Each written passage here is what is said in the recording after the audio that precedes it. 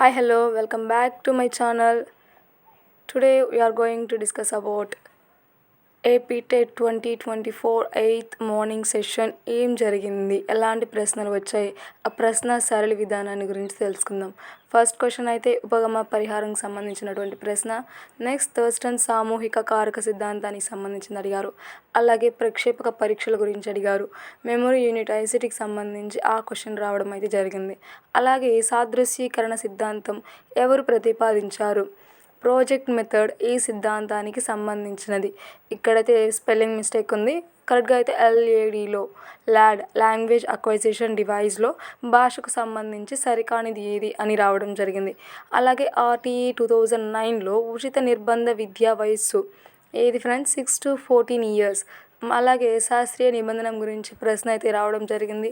సిసిఈని విస్తరించండి, continuous comprehensive evaluation ఆలోచనకు సంబంధించి ఒక ప్రశ్న అయితే రావడం జరిగింది.